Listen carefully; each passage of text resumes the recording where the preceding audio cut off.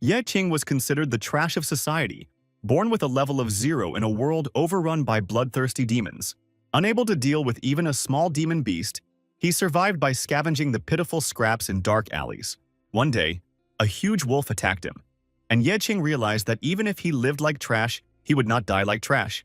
Then he dealt a fatal blow to the wolf spirit, and it completely changed his miserable life.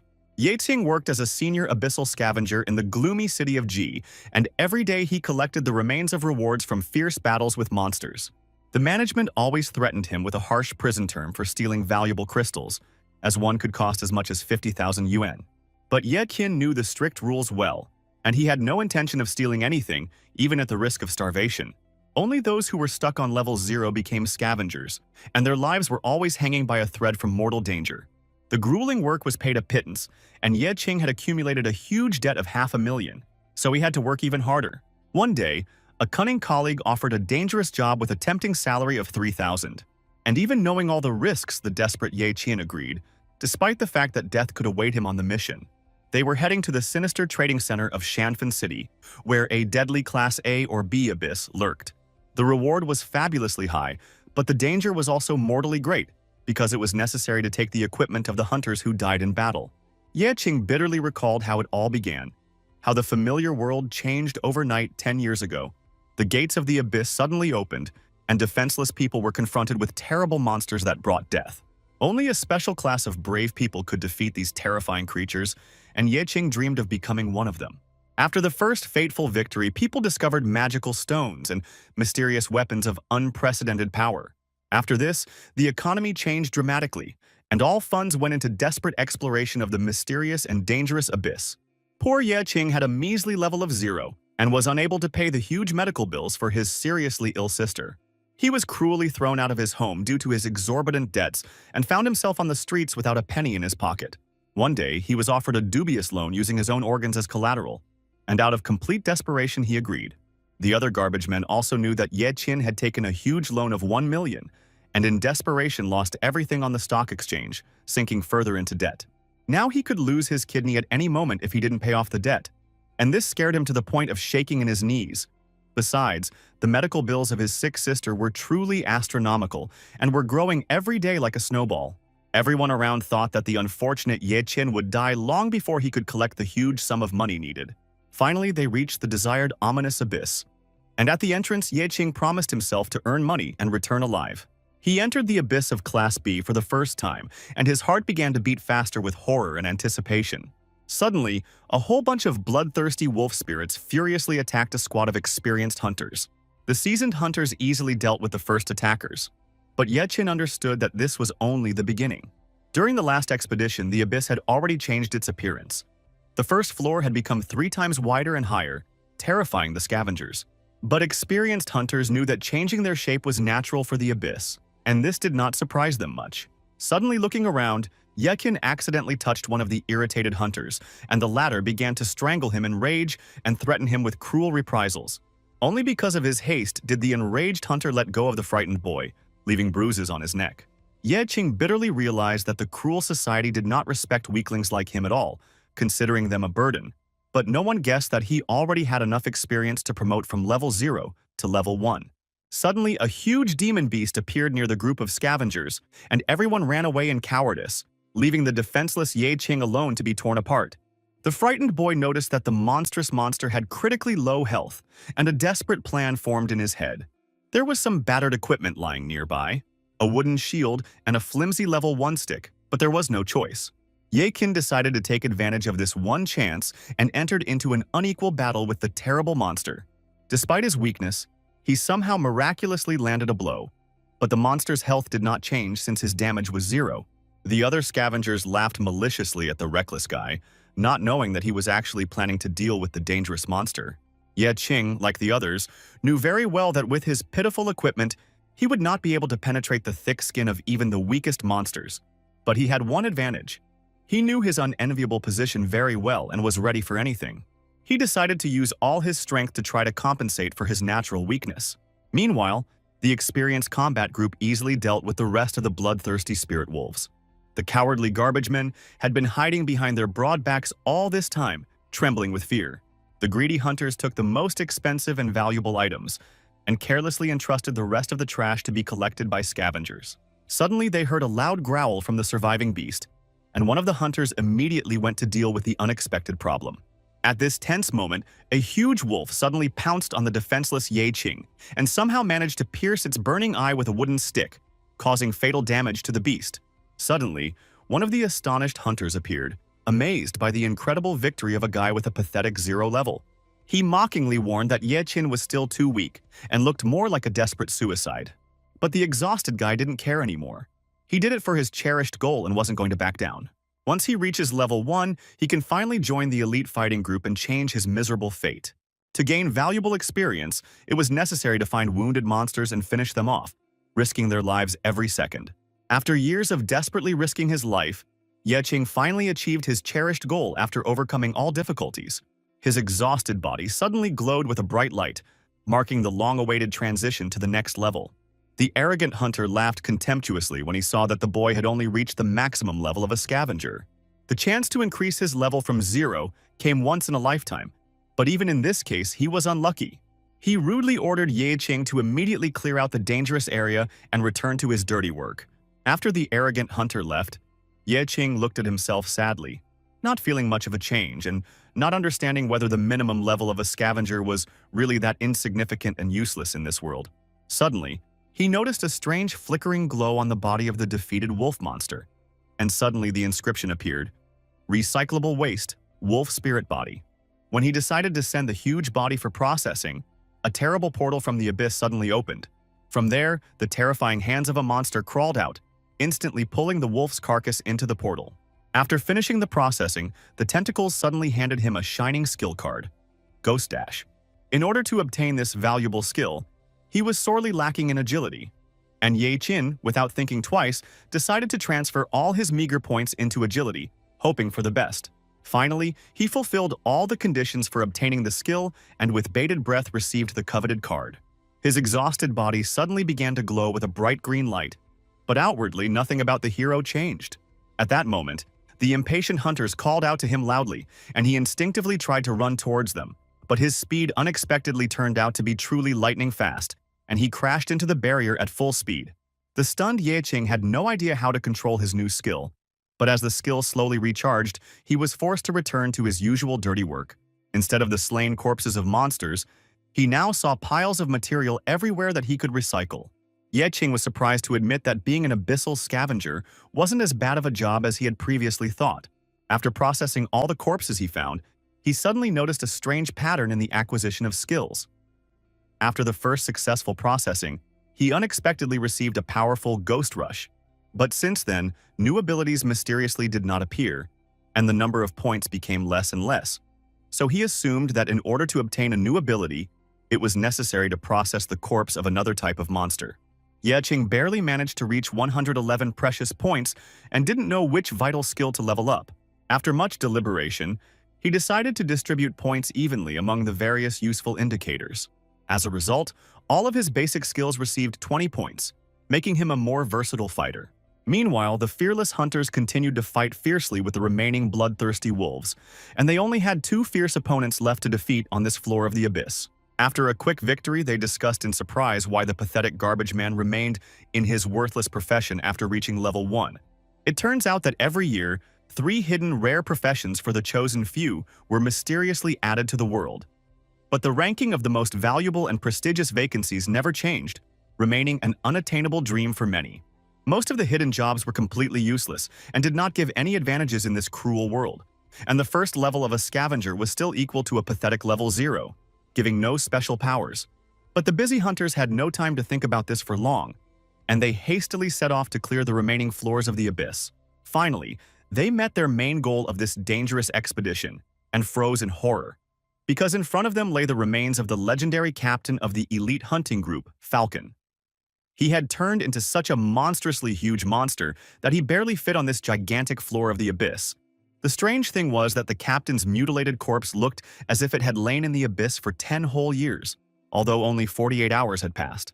Moreover, during the entire grueling climb, they encountered only weak monsters, which seemed suspicious because the famous captain of the Falcon was a B-plus class fighter who could not die so absurdly in this place. Suddenly, the faces of the seasoned hunters were distorted with indescribable horror, when they realized with horror that not only the usual demon beasts were lurking here, but something much more sinister. Everyone remembered the shocking news about 27 people who disappeared without a trace in this damned abyss, and a chill ran down their spines. Experienced hunters instantly prepared for a deadly battle, seeing the approach of a huge army of monsters because it turned out that the harmless demon beasts were just bait to lure them into this insidious trap.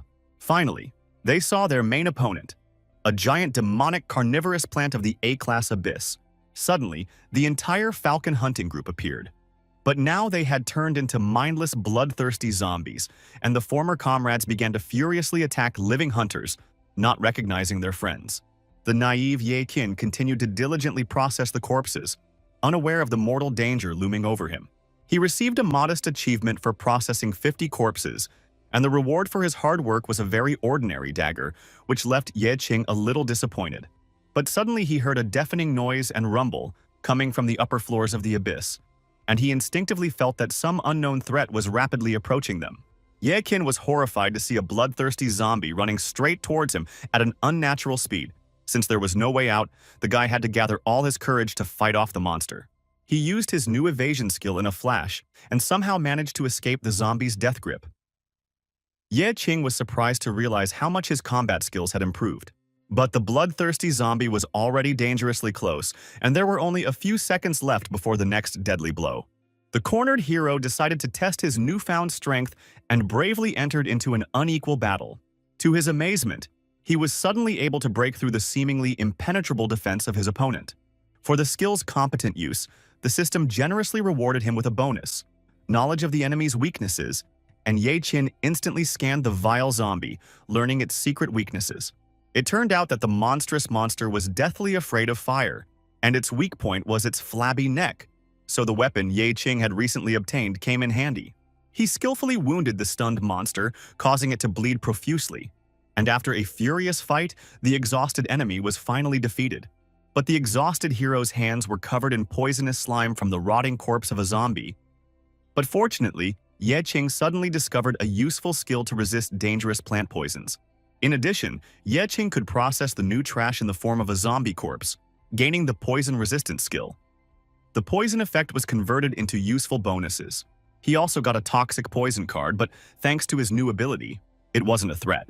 The hero decided to drink the poison, hoping for the best, and thanks to the processing of the poison became a healing effect that lasted for 10 minutes. Ye Qing also used the accumulated points to increase his intelligence level, and now he could see the weak points of demons, which gave him an advantage in battle. After finishing his preparations, the boy turned around and saw a horde of zombies approaching, and he knew there were too many of them. And for a second, he thought about running away. But remembering all the words that were called to him, he realized that he had no right to give up, and Ye Qin used the ability of the scavenger to the maximum. Meanwhile, the battle of the battle group was raging with renewed vigor, because even though the Falcon team was dead, it was still strong.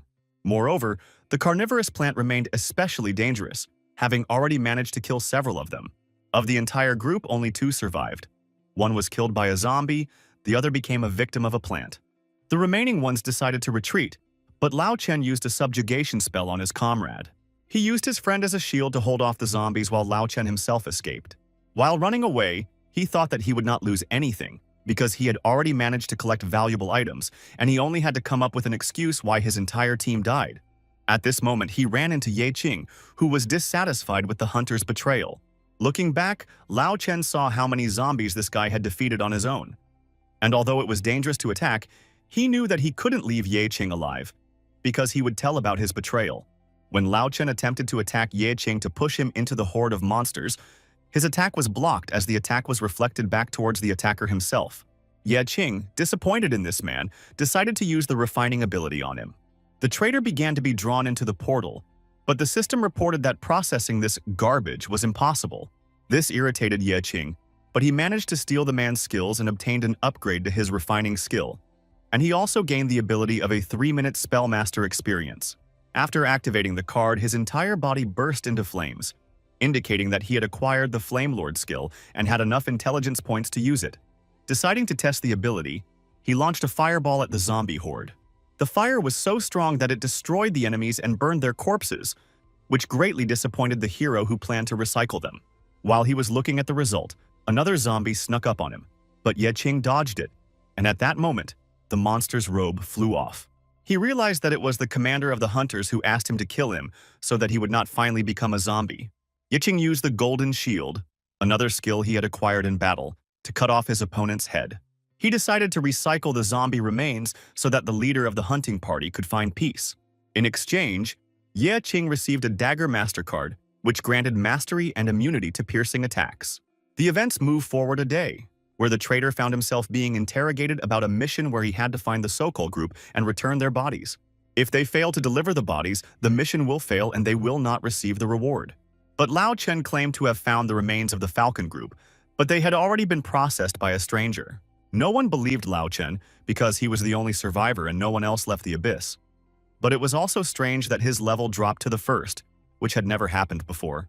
Lao Chen explained that the man who destroyed the dungeon monsters had reworked his abilities because he was a scavenger. But even Lao Chen himself began to doubt the reality of what had happened, because the guy was too strong, and apparently the Abyss Committee also doubted the veracity of his testimony, because the man had a high level of pollution from the energy of the Abyss, which could cause hallucinations. Ye Qin, meanwhile, was heading towards the entrance of the B-class Abyss because he wanted to make money, and after what happened, he sold all the magic crystals from the Abyss to the black market. But he received only 30% of the cost because the crystal business was monopolized, and private transactions were considered illegal and punishable by law, which is why the percentage was higher. But Ye Qing was more worried about the fact that he had used the refining ability in front of Lao Chen, and he was afraid that Lao Chen might report his ability. At this point, those gathered were informed that the next abyss would be fraught with many risks, as she had not been studied, so the reward was doubled. The person in charge of recruiting hunters asked for the combat-ready hunters to come to him, and Ye Qing asked if he was suitable for the quest with his first level as a scavenger. But the man laughed and began to humiliate him, which was Ye Qin's goal, because he wanted to confuse everyone and sneak in at the end of the squad, because only then would no one notice how he began to process the corpses of monsters. But Liu Xingran appeared and ordered Ye Qing to be released, and insisted that he participate in clearing the abyss. The others explained that the guy was at level 1 and couldn't do anything, but she insisted that he stay at least for the sake of the number of warriors. In the end, everyone agreed, since she had the final say, and Ye Qin was glad that he was not expelled as useless. Looking at the girl, he realized that she looked familiar. He finally remembered how he worked as a scavenger during her hunt, and then he took Liu Xingran's prey by killing the demon bear. He was glad that he had struck the first blow in his life and gained experience. Then, the shocked Liu Xingran realized that this strange guy was trying to raise his level in this way. She was surprised that someone used this method of pumping, and she explained that it was risky, and next time he might not be so lucky. But Ye Qin was confident in himself, because he had no choice to give up, because unlike him, Xingran was lucky with her profession, and she did not know how others survived. The girl explained that life is not easy for her either, and that is why she is trying with all her might to become stronger. Her goal was to become the #1 hunter, while Ye Qing wanted to become stronger and protect his family. The girl invited Ye Qing to join her team if he changed his profession. Ye Qin agreed, but asked to be given freedom of action in the future. They were interrupted by bodyguards who began to pull the girl out of the abyss, but she managed to throw the crystal to the guy. Ye Qing's first reward for winning in the abyss. It was time to go into the abyss, and Ye Qing promised to be useful to the team and not interfere with the others in completing their tasks. In addition, after emerging from the previous abyss, he mastered many skills and now he had a golden shield, dagger mastery, berserker ability, and other skills. Now he could choose any profession and become the perfect hunter, evenly distributing points between 6 characteristics. This leap in ability was not surprising, considering he had reworked everything in the previous abyss. But Ye Qing didn't understand what level his points corresponded to since his level wasn't increasing. So he used the all-seeing eye skill on his allies. He realized that the man had only 12 points of strength and 1 point of intelligence, while if the strength of an ordinary person was equal to 1 point, then the man was 12 times stronger, and therefore, Ye Qin was 100 times stronger than an ordinary person. But suddenly everyone turned to him, as the wall next to him began to collapse due to the activation of the trap. He awkwardly explained that the dungeon's design was changing, and to his luck, The hunters had a more interesting task than chasing the hero away. They found a chest of at least Class A, but there was no dagger master in the squad who could open it. Yekin volunteered to try and managed to break open the chest, arousing the suspicions of the others. He explained that as a garbage man, he often found locked chests, which he was obliged to open. The hunters were surprised but wanted to move on to the next room of the abyss. But Yeqin sensed something. He stopped the hunters and threw a stone, after which the walls began to move and the trap was triggered. Then the attention of the surroundings focused on Yeqin again, but he explained that he had learned to detect traps while working. But even though everyone had defeated his abilities, he was still given a weak reward, a broken mace, and Yeqing realized that everyone still considered him useless. Moving on, they found another reward, a stone tablet. Moreover, since this was the only reward, the hunters already wanted to go home. But the blood test began. Blood flowed from the cup, from which monsters were created. Yeqin prepared to fight, but realizing that he couldn't reveal his strength, he put on a weakness ring that reduced his stats. When he first received this ring, it seemed useless, but now it has come in very handy. With one blow, he destroyed several blood spirits, although he only used 25% of his power. Liu Xingran, watching him, became interested in the guy, but was forced to enter into a fight herself. At this point, the monsters took on a more human form, becoming a bloody nightmare and exhibiting an unstable state. When entering battle, they imitated the enemy. Bloody Nightmare began to copy the hunter's movements, becoming stronger. The man who fought the Bloody Nightmare clearly underestimated him and was wounded. The monster was already raising its claw for a fatal blow, but Liu Xingran arrived in time and froze the beast, after which she scolded the hunter for his helplessness. Ye Qin, realizing that there was no time to waste, prepared a fire ability that could hit many monsters at once. The onlookers couldn't believe that a first-level scavenger had cast an S-class spell so quickly. But the guy didn't pay attention, because there were still many enemies ahead. So Yeqing activated the Berserker state, receiving multiple enhancements. Even though he killed the opponents, they gathered into a huge monster called the King-level Bloody Nightmare. This monster was too strong for a B-class abyss, and looking at it, Yeqing couldn't figure out who this monster was imitating. But rather, he realized that he himself had become an object for the imitation of this monster, and therefore could not defeat it. Seeing the doubt on the guy's face, Liu Xingran decided to help him. She moved quickly, freezing the monster's body parts, but even she didn't get the Bloody Nightmare easily. She realized that she was too weak against this monster and regretted coming here alone. When she was preparing to go into the abyss, she was told about the unstable energy of the abyss, but she agreed to go in order to conquer the highest level of the tower in the future. Her progress was far from the level of her older sisters and brothers, so she decided to go into this abyss to prove her strength. If she fails to deal with her current opponents, she will be unworthy of her family name and the title of God's chosen profession. Finally, Liu Xingran decided to use the Frost Flag skill, giving herself a speed bonus. Ice couldn't kill the monster, but it managed to delay it long enough for her to attack. Watching this fight, Yeqing became curious. Who would be stronger, the C-class God's chosen job, or the King-level Bloody Nightmare? When Liu Xingran finished her attack, she realized with horror that it was all in vain. The monster remained unharmed, was overcome with rage, because despite being a C-class, her strength could not compare to her brothers and sisters, which is why she was constantly subjected to ridicule and criticism. The older relatives did not believe that someone like her could be their sister. Liu Xingran was passionate about becoming stronger, even if she had to start from the very bottom and the easy abysses. She was willing to challenge herself to overcome great difficulties and ordered no one to interfere with her fight. This idea was so strong that Liu Xingran miscalculated and the monster pressed her with its power, and blood gushed out of her mouth. The others decided that the Bloody Nightmare had already killed the girl and suggested running away. But Yeqin had no intention of doing so and pounced on the monster with a fire attack. At this moment, Liu Xingran showed that she was alive by escaping from the attack. She was surprised to see how an ordinary scavenger fought on equal terms with a strong monster. Yeqin scanned the monster, but unfortunately he still couldn't find its weak spot.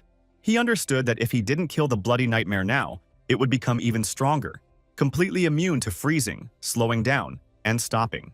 There was no point in holding back any longer, and Yeqing activated all the characteristics at full power, angering the monster and starting to run away, leading it away from the other hunters. Everyone watched his fight, amazed at the strength of an ordinary scavenger. The hero continued to attack, realizing that the main thing was to notice the Bloody Nightmare's weak spot. But no matter how much Yeqing exploded the monster's body parts, they grew back again, and no weak points were found. Suddenly, Yekin realized Bloody Nightmare was related to the stone tablet they found. He shouted to the team to hand over this artifact to him.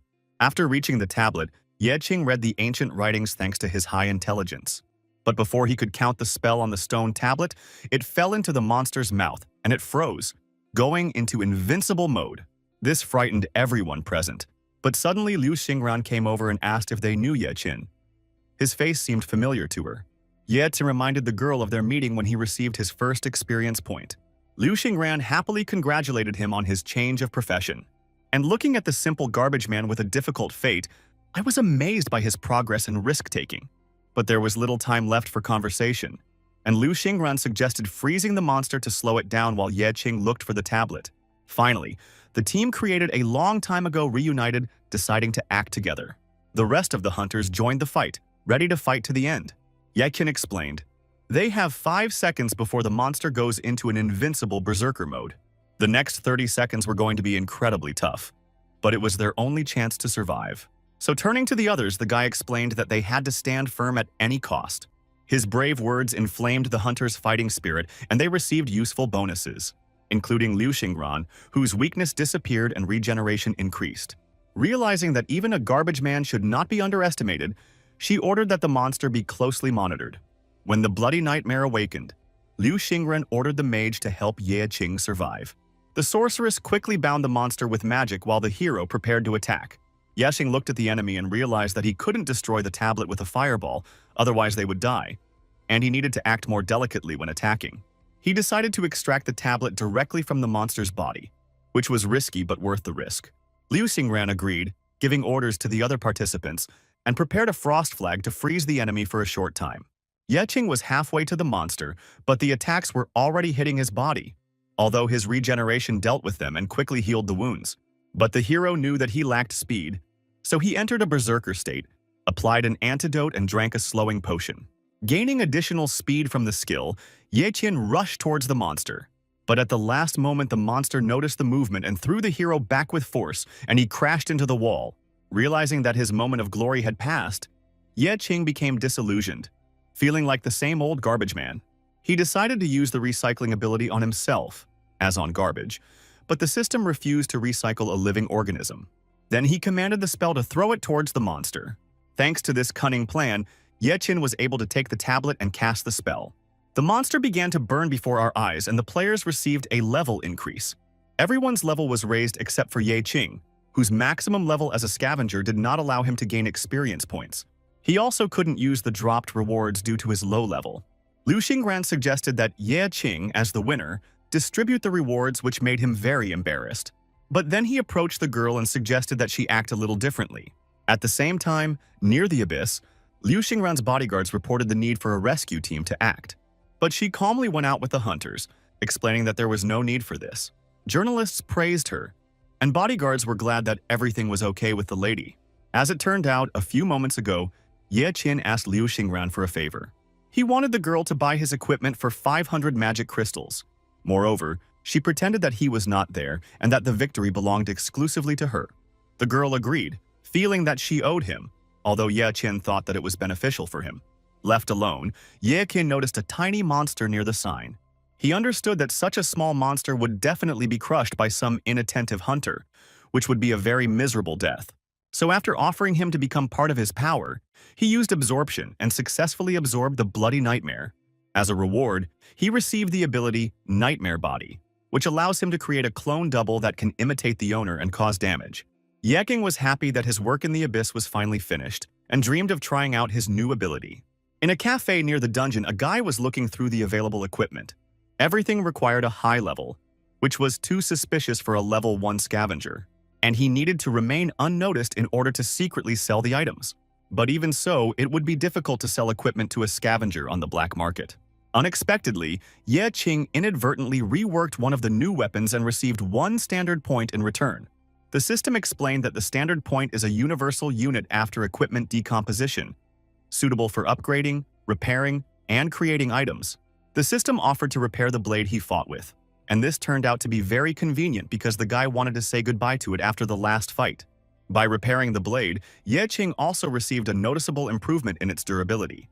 and now even almost destroyed weapons could be restored and made better. In addition, for the first upgrade, he received a recipe for a magic potion and upgrade bonuses. Yet Qingye understood that many hunters were worried about diving into the abyss, because the hunter could not predict its depth and complexity.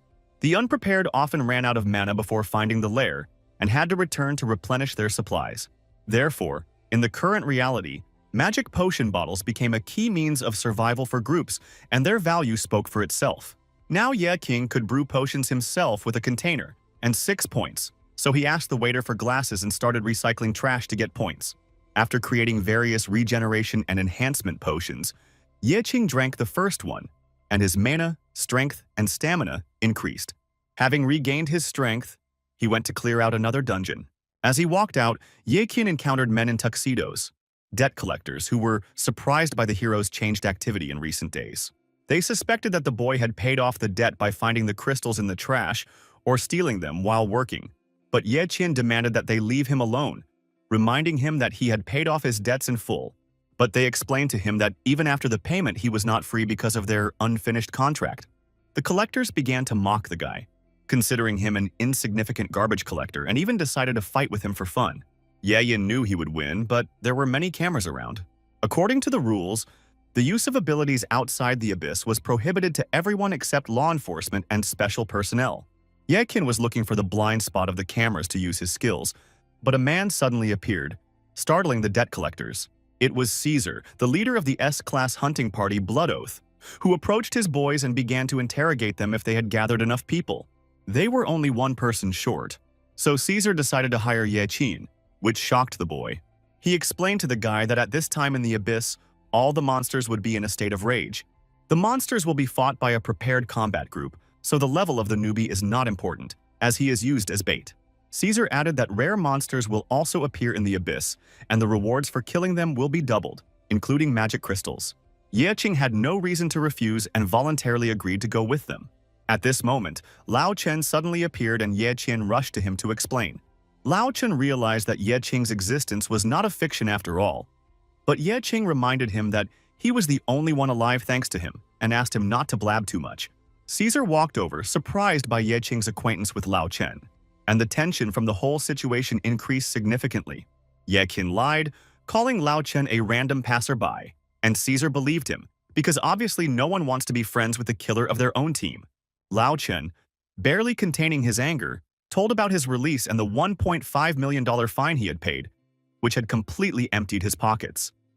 Having lost everything because of Ye Qin, Lao Chen threatened to report to the committee, but he did not realize how stupid this idea was. Ye Qin calmly ordered him to shut up and warned that for such threats he would process Lao Chen like rotting trash. The three reached the metro where a team of low-level hunters was already waiting for them. The guy, clearly the leader of the group, explained that they were also planned to be used as bait. He explained that their fate as newcomers was unenviable. They were expected to be injured or die, but they had to stick together in this situation. In addition, the young guy introduced himself as a third-level bard and decided to introduce the rest of the team. They were two men. One belonged to the warrior class and the other was a doctor. Caesar stood in front of the group and explained that in addition to the 6 main fighters, they had temporary decoys to carry out dangerous tasks. The abyss was a labyrinth with many traps, and the task of the decoys was to quickly find a passage to the boss and inform the main team. Caesar did not have high hopes for the decoys' fighting skills and ordered them to simply run when encountering monsters in order to survive. In addition, he reminded that in order to receive money, at least one had to survive, and if this happens, he will receive a reward for all the others. Fear gripped the hearts of the newcomers, but they could not retreat, because everyone had their own reasons for risking their lives for money. Although when they saw the hero, their fear turned to bewilderment. Among the nervous recruits, only Ye Qin looked relaxed. His calmness seemed strange against the backdrop of general tension. Upon entering the abyss, the group found no monsters, but a sudden chill pierced everyone to the bone due to the sharp drop in temperature. Ye Qin and Zhou Gong walked ahead of the others and narrowly escaped the first trap. The trap was accidentally activated by Zhou Gong, who almost lost his head to the huge blade. But the guy frivolously asked the others not to worry, as he considered himself a lucky man. Suddenly, due to the fault of the same bard, another trap was activated and huge cocoons began to rain down from above. Enemies, Huge 5th-level spider demons began to emerge from their cocoons. The hunters fought desperately, but their strength was clearly not enough to cope with the horde of monsters, and the situation was becoming critical. The only one who remained calm was Ye Qin, who, even after being bitten by the demon spider, did not receive any damage. But when the monster started to really irritate him, he killed it with a simple kick. After defeating the spider, Ye Qing received raw materials for processing and a new ability, Arcanum of Hammered Poison. The Arcana allowed one to enhance items and equipment, and Ye Qing immediately realized how useful this ability could be in battle. Noticing the plight of his allies, Ye Qin decided to intervene. First, he used a poison lasso on his blade and rushed into the thick of the battle. Zhou Gong was in the worst situation at this moment, as his profession as a bard did not involve direct participation in battle. In an attempt to help his allies, Zhou Gong sang to give the others a buff. But instead of strengthening his allies, his song made the demon spiders even stronger, and he was forced to flee. When it seemed that Zhou Gong would be struck by the monster, Ye Qin arrived in time and killed the spider demon with one swing of his poisoned blade. In addition, he also quickly went to the rest of the group, whom he quickly rescued. Ye Qing's lightning-fast movements prevented the others from noticing that he was the one who slayed the monsters, and everyone decided that they should thank the bard for their victory. But only one guy knew that he was not capable of fighting and could only strengthen the others. Ye Qin didn't explain anything and headed towards the remaining monsters who froze, not daring to attack him. He knew that these monsters had a fairly high intelligence, so having probably smelled the spider venom from him, they would decide to leave, considering that there were no survivors left. And he turned out to be right, and the entire army of spider monsters decided to return to their lair. While the others were planning their next route, Ye Qin decided to recycle 27 extra copies of the Arcana, leaving only one in case the weapon was improved. The team moved on at this time, and the bard promised to be careful in the future. But Ye Qing noticed something more interesting. A secret berserker zone appeared from behind the red moon. Ye Qin decided to explore the area on his own, but his absence must not be noticed. In his place, he sent the Bloody Nightmare, which took his form. Even despite the stupid expression on the Bloody Nightmare's face, no one noticed the substitution. As soon as Ye Qin entered this peculiar portal, he was immediately attacked by demon spiders. But this spider demon was really smart, so it wasn't that easy to deal with. Ye Qing tried to attack with physical strikes, but the monster didn't have a scratch due to its high defense level. After another useless attack, he decided to use the all-seeing eye to find at least some weak spot. But he only saw that the monster was an elite level. Ye Qing realized that by refining this monster, he would definitely be able to gain new, incredibly powerful abilities. Moving into the spider's blind spot, the hero attacked it with fire magic. But the monster turned out to be fireproof, which made the attack useless and forced the warrior to look for another way to defeat the enemy. Taking his lasso blade, Ye Qin deftly moved closer to the spider, intending to try a new method of fighting. Finally, after a series of lightning strikes, he managed to wound all of the monster's eyes, dealing a critical blow to the monster's most vulnerable spot and significantly weakening its defense. While the bites of level 5 demon spiders were known to be poisonous, this level 20 tarantula had a surprising resistance to poison, which unexpectedly became its main weakness in battle. The giant spider was immune to most known poisons, but the poison on Ye Qing's blade came as a surprise to the monster. But despite the poisoning effect, the spider still managed to trap the hero in a net of strong web. The monster slowly moved closer for a decisive attack. But with the help of his berserker abilities, the guy was able to easily escape from this sticky trap. Having freed himself, Ye Qin did not hesitate and, taking advantage of his opponent's confusion, delivered a crushing physical blow. After defeating the monster, Ye Qing was given the option to level up the berserker card, choosing between two options: Blood Splash, which gave the berserker more power, or increasing its duration. The first option allowed to partially neutralize the enemy's resistance, but in return the hero's health was slowly depleted, while the second option increased the duration of the berserker state and accelerated its recovery. Although most would have chosen the second, more reliable option, the battle with the tarantula monster proved to Ye Qing the opposite. The enemy's unusualness required an unconventional approach. By choosing the first option, Ye Qing could strengthen his berserker state and counteract the decrease in health with his regenerative ability.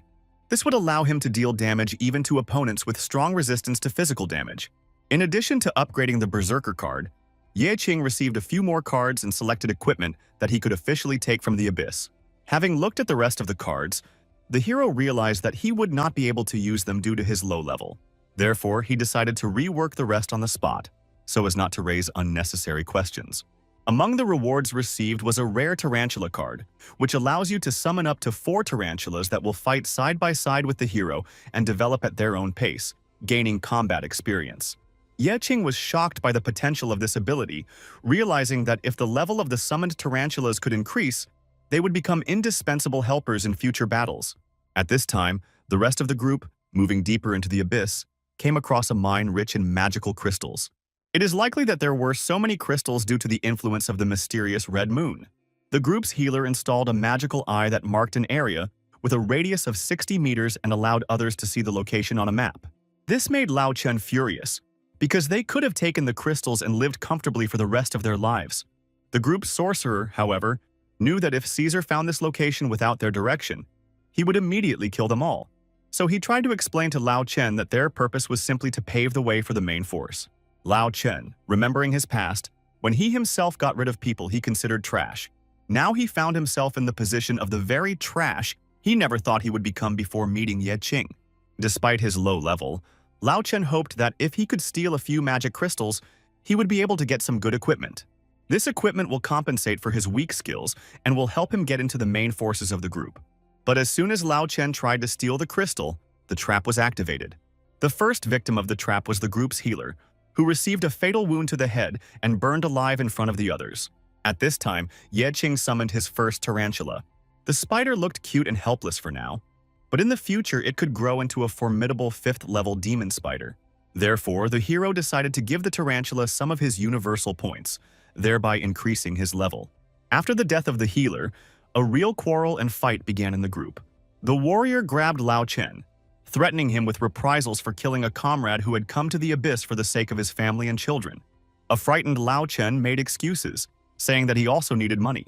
He was sure that in a world where everything was decided by money, anyone in his place would have done the same. Caesar appeared, having assessed Lao Chen's statement, and invited him to join the Blood Oath group.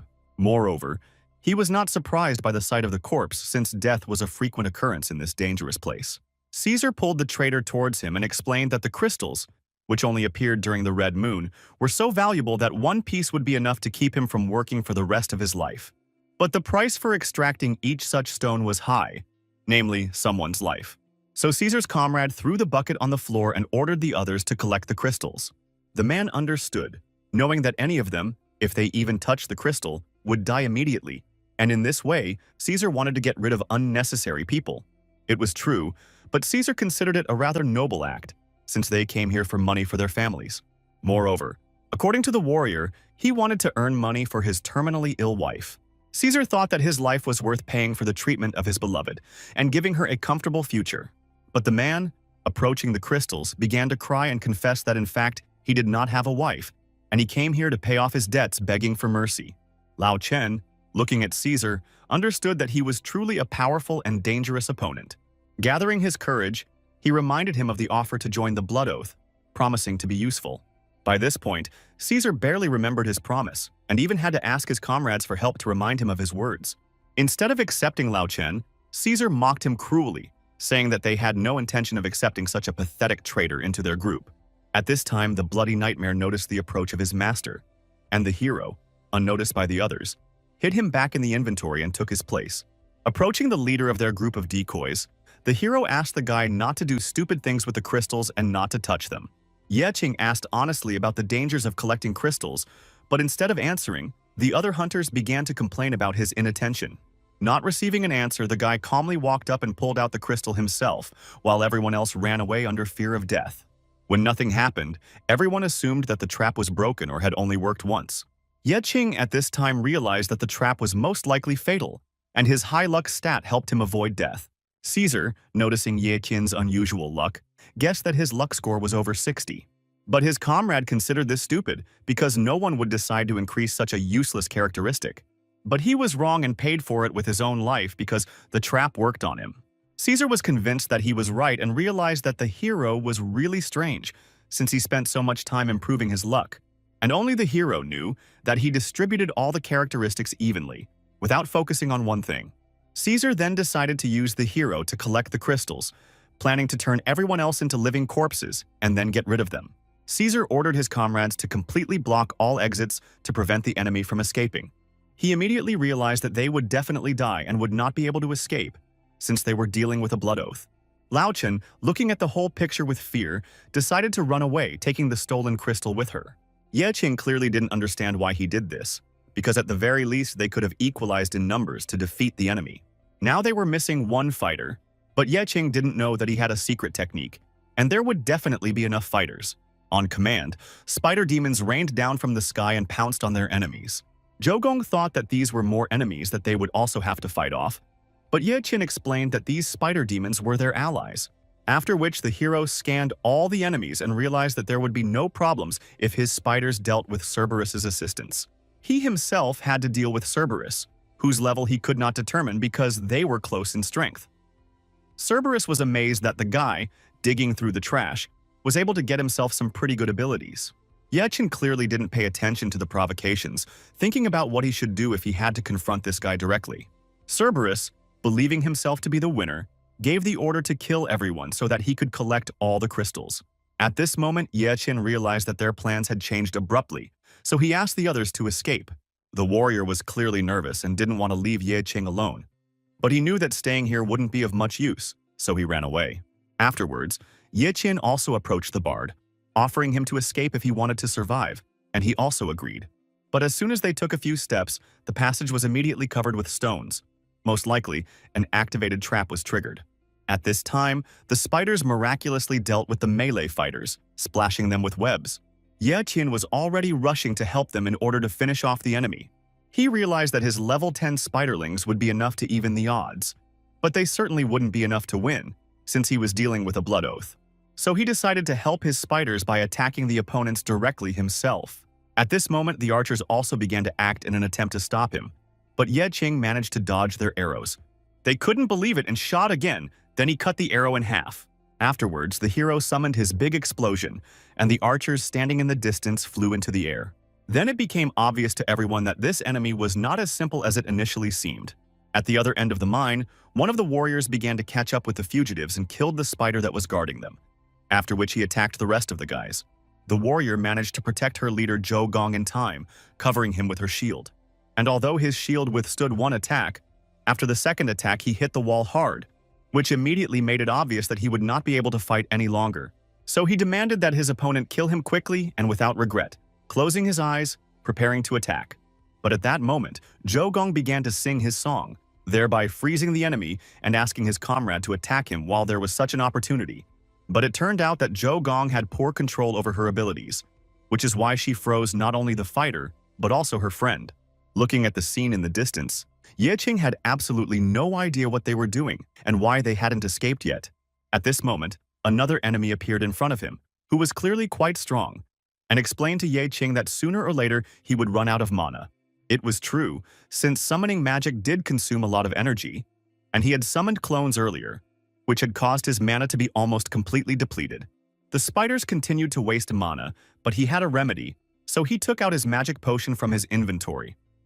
With this potion, he began to raise his mana level, and the magician did not understand what he was doing now because he was not used to such an appearance of potions. So he began to summon corpses, since he was a C-class necromancer and his corpses could fight endlessly until his mana ran out. This clearly interested the guy, but even this was not a problem for him, given the ability to absorb. So he ordered his abilities to recycle these dead bodies. After the necromancer was left without a weapon, Ye Qing was able to directly attack him and disable him. By this time, Caesar had dealt with one of the spiders that had attacked him and had come to appreciate Ye Qin's abilities and realized that it was not in vain that he had paid attention to him near that stall. Ye Qing would be happy if it didn't come to a battle now, and they could calmly receive their payment and go home. But he understood that this would not work with Caesar because they were paying for other people's human lives, and they were also using people as cannon fodder, which was morally unacceptable, and he could not forgive it. Caesar believed that despite the fact that the guy had potential, he did not stop being cannon fodder, because in this world, whoever was strong had power. But he was distracted by the plaintive cry of someone who could not kill the frozen enemy and asked for help. This was because Zhou Gong could strengthen his allies, but he himself was unable to kill even a weak monster, let alone a human. At this time, Caesar explained to Ye Qin that they would not be able to get out of here alive in any case, because either Caesar's team would be destroyed, or Ye Qin would die with the others. Ye Qin only laughed at these words because he knew that everyone had the right to enter the abyss and come out alive, and he was ready to prove it. Caesar thought he was naive, so without thinking twice, he began to attack, and the guy managed to block this attack. Even so, he acknowledged how powerful the blow had been.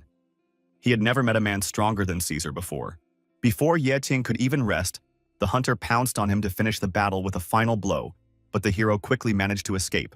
Zhou Gong was in even more trouble at this time, as the enemy began to move again and attacked without sparing any effort.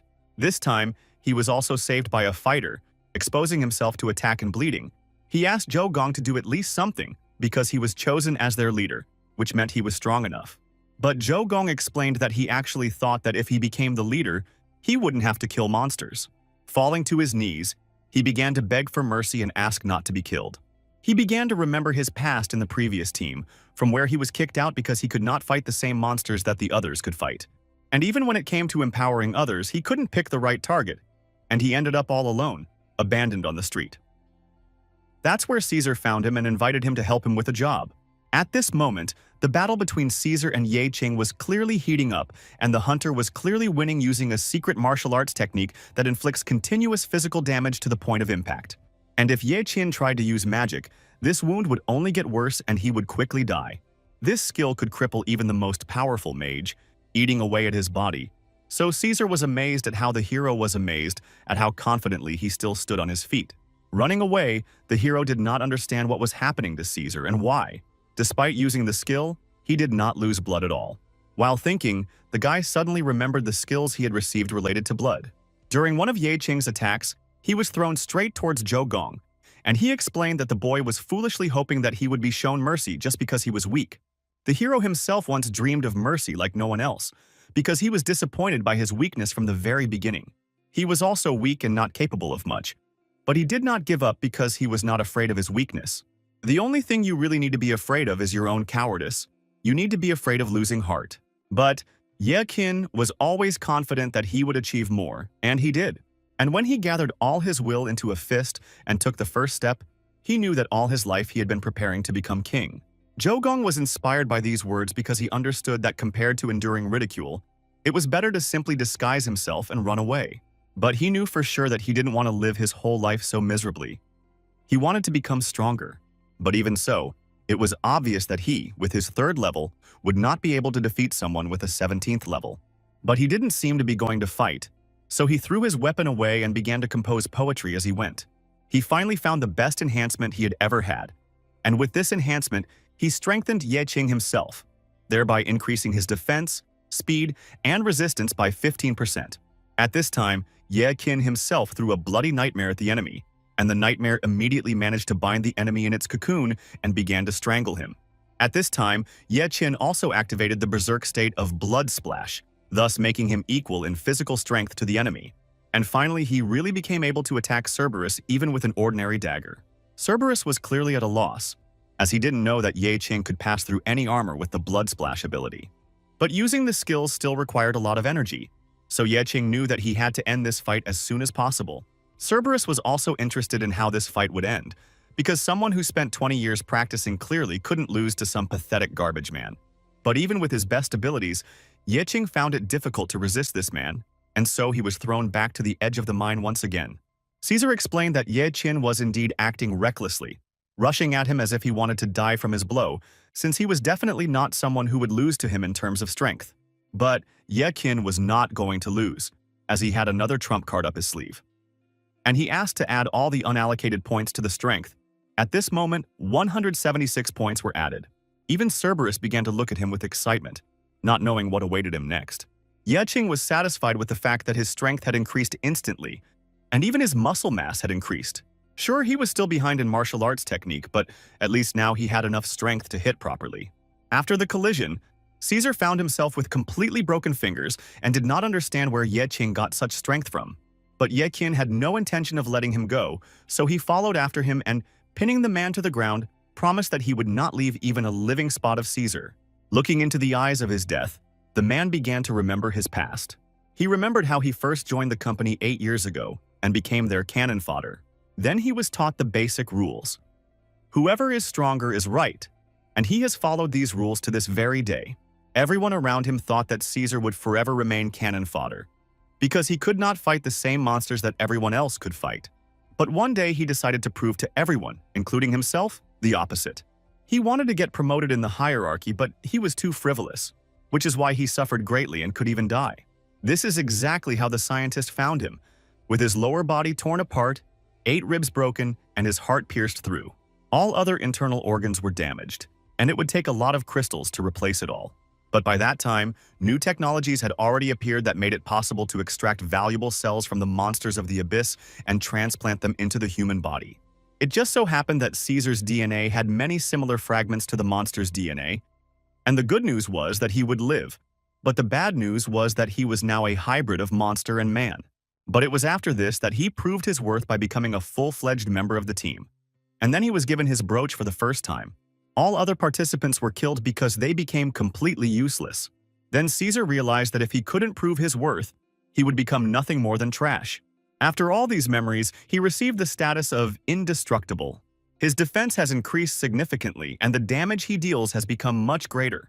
It was obvious that Caesar had awakened the non-human part of himself with which he was connected. In addition, he began to absorb the power of magic crystals. He explained that they were rich in energy and literally seething with magical power. And during the new moon, the crystals were especially strong. And thanks to the transplanted organs of the monster, he could feed on the power of the magical crystals, like the other monsters. Moreover, for a short time, he could become even stronger than the Abyss boss, and even the system detected him as a boss. And how untimely Ye Qin's berserker state disappeared, and now he clearly didn't understand what to do. Caesar suggested that the hero let go of his human body and become a monster like him. But Ye Qin was clearly not happy with this prospect. Therefore, he refused, and several stones thrown by Caesar flew after him, after which the hunter himself began to approach and finally buried the hero under stones. Zhou Gong, who was watching from the side, realized that it would definitely be difficult for him to fight against such a high-level player. Even Ye Qin, who hid his strength and was stronger than all the companions, was unable to fight him. And although Caesar clearly lost his strength in battle, he still had an indestructible monstrous essence. Caesar explained that there was always a price to pay for the power he had, so he decided to show them this ugly part of himself. At this point, Caesar noticed Zhou Gong watching him and realized that he was the last surviving guy he hadn't had time to deal with yet. So he decided to deal with him and leave quietly. Suddenly, Ye Qin stopped him and asked him to speak one last time. Caesar decided to fulfill his last wish, and then the guy explained that he wanted to leave the abyss alive. He asked Caesar to turn around, explaining that he was clearly not the last one standing, at which point Caesar realized that the blow he dealt to Ye Qin was clearly not the final one. Somehow he managed to survive, and Ye Qin himself thanked Zhou Gong for buying him some time, and he was able to fully recover. Ye Qin explained that he couldn't see the enemy's weaknesses with the naked eye, so he relied on Bloody Nightmare and obtained secret information through direct contact with Caesar's body. Caesar was shocked that he didn't even notice that he wasn't fighting Ye Qin himself. The hero explained that after using the berserker power, he was completely powerless for another 30 seconds, so he had to hide. It was during this time that he replaced himself with a Bloody Nightmare. But during the observation, he noticed another interesting thing. Caesar, who possessed a body that erased the boundaries between man and monster, decided to stretch out his greedy hands to the very abyss, so that the abyss would respond to him naturally and make him pay. Considering this to be some kind of stupid metaphor, Caesar did not understand why Ye Qin was telling him all this. But at that moment, his body began to change, and he roared in pain because his hands literally began to turn into something inhuman. He himself began to change more and more, looking like a monster. In anger, he decided to attack Ye Qin himself, but Ye Qin dodged and realized that this change in Caesar's body had further increased his speed. But he could still dodge these attacks, the only downside was that he didn't have a weapon. As if he understood this, Zhou Gong found the boy's blade and threw it straight towards Ye Qin, who caught his weapon at the last moment. Ye Qin mounted the raging Caesar and then dealt him several blows to the back of the head. Looking at his bleeding neck, he immediately realized that all these blows were critical. Ye Qin suggested that the enemy not relax, since he clearly underestimated him. Then Caesar lost his temper and decided to kill Ye Qin. He considered himself a superior being, with whom no one could compete. But at the last moment, Ye Qin used fire magic on him and explained that Caesar was now nothing more than a monster to him. After this, Caesar completely mutated and lost his human appearance. This was exactly what Ye Qin had been waiting for, so he suggested that Caesar listen to the call of the abyss. A few minutes before this, the hero received a call from the system. He could receive a rare reward if he defeated Caesar without killing him. Ye Qin knew that this madman would not leave here alive anyway, so he decided to accept the challenge in order to obtain a rare reward. Hiding in the bloody nightmare, Ye Qin asked Zhou Gong to try his best to distract Caesar's attention for at least 5 seconds. But now the monster belonged entirely to the abyss and would not be able to leave it.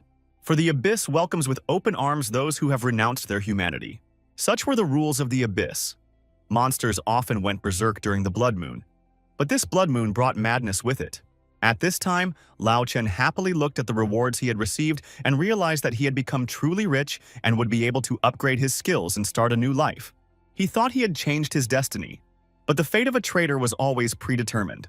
After this task, Zhou Gong and Ye Qin went to a bar, where the bard tearfully begged Ye Qin to become his boss, in exchange for which he would always be loyal to the hero. Ye Qin tried to explain that he couldn't be a cool leader, but Zhou Gong remembered his words about Ye Qin always preparing to become a king, after which the boy realized that he was ready to follow this man anywhere. Ye Qin awkwardly admitted that at that moment, for some reason, he decided to pretend to be cool, but now he realizes how awkwardly he said something nonsense. But Zhou Gong had a different opinion, because only after hearing these words did he have a purpose in life. And now he wants to become the best support for the king. Ye Qin understood that this guy was currently a guy with 2 agility and 1 luck who miraculously survived on the battlefield, so it wouldn't hurt for him to have a huge amount of training. Zhou Gong further imagined how good a team they would be, but Ye Qin explained that it was better for Zhou Gong not to go into the abyss. He understood that if a guy could empower others, but he himself constantly needed protection, then he was a bad support, and the hero did not want the guy to constantly risk his life. Instead of explaining, Ye Qin gave Zhou Gong 1,000 magic crystals, which would be all his savings, enough to last for a long time, so he asked the guy not to go into the abyss anymore. Zhou Gong clearly appreciated his concern, but he didn't want to continue living like trash, because even after death he wanted to be remembered and thought of as a hero. Looking at him, Ye Qin saw the determination in his eyes. He wondered how this guy was going to help others when he couldn't even protect himself. The hero reminded that the microphone can be held in one hand and took out the sword of one of the dead fighters. He explained that a bard is a profession in itself, which represents a balance of physical and magical strength. Zhou Gong can deal magical damage by using weakening and strengthening spells, and he can also deal physical damage by improving his fighting skills. If he was bad with a sword before, now is the time to learn how to do so in order to become stronger.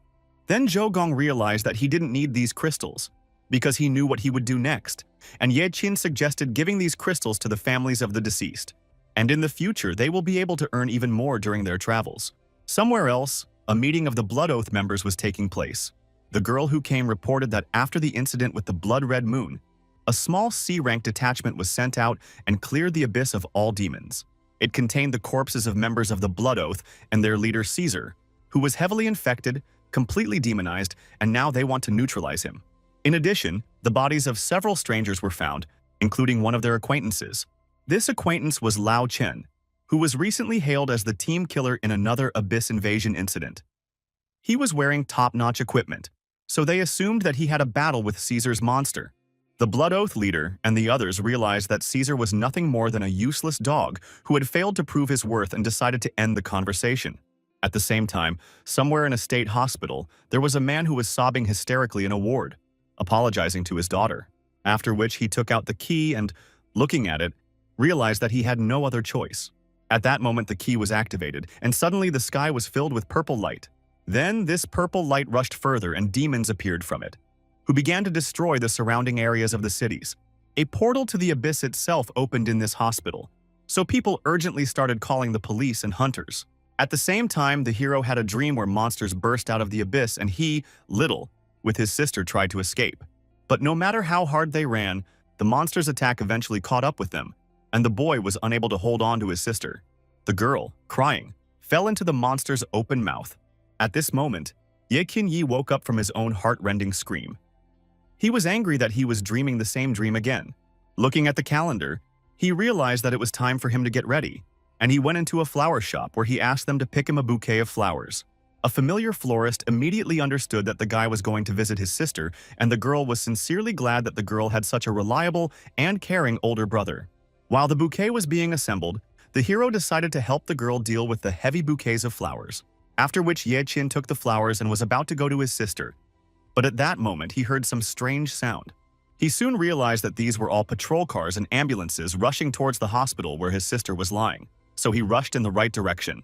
At this moment, the opened abyss was completely cordoned off by the police. But Ye Qing didn't care at all that he was forbidden to go inside, and he silently walked past the police and was swallowed up by the abyss. As he entered, Ye Qin promised his sister Xiaoju that he would not be late this time and would definitely help her. The gate created another space inside the hospital, much larger than the entire building, just like last time. The job change squad team should have been here before Ye Qing arrived. As evidence of this, he noticed some kind of potion at his feet. It was clearly inaccessible to ordinary shift workers, which meant that the people who came were not so simple. Deciding to play it safe, he filled the potion bottle with his own regeneration potion, which instantly restored 85% of magical energy and eliminated the feeling of fatigue. Since he was going here alone to look for his sister, the expenditure of magical energy would be huge, and he needed to prepare for everything. After wandering around the area, he realized that there was a fork in the road, and once he chose his path, he would no longer be able to go back. He understood that in this case he needed to choose one reliable route.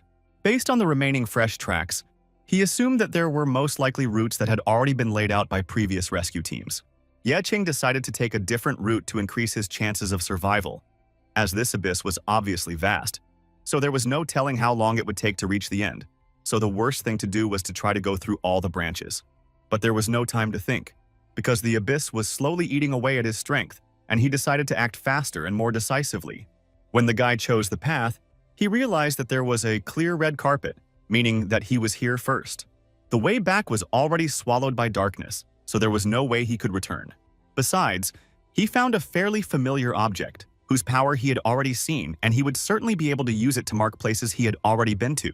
Taking the Eye of Argos, he asked it to show him a map, but it turned out that it was not capable of displaying a map of such a vast area. It then became clear why the people who first set out here marked their path with a sword, since this device did not work properly. Suddenly, he noticed something strange reaching towards him, which looked like some kind of activated trap. As Ye Qin prepared for battle, he noticed something strange. He didn't hear any sound from a mechanism. Most likely it wasn't a mechanism, but some kind of monster. Just at the last moment, he felt something approaching him from behind, so he managed to dodge in time and was even able to attack. Even though the monster's body was cut in half, the attack was ineffective, meaning it had physical immunity. This creature screamed, which caused the hero to be deafened. He could not hear anything at all, and his perception was significantly reduced. He realized that he had clearly underestimated the danger of this place and had encountered a monster of rules, but he remembered that he had been in a similar place 3 years ago. When he still had no abilities, he came to a place where there were destroyed statues of things.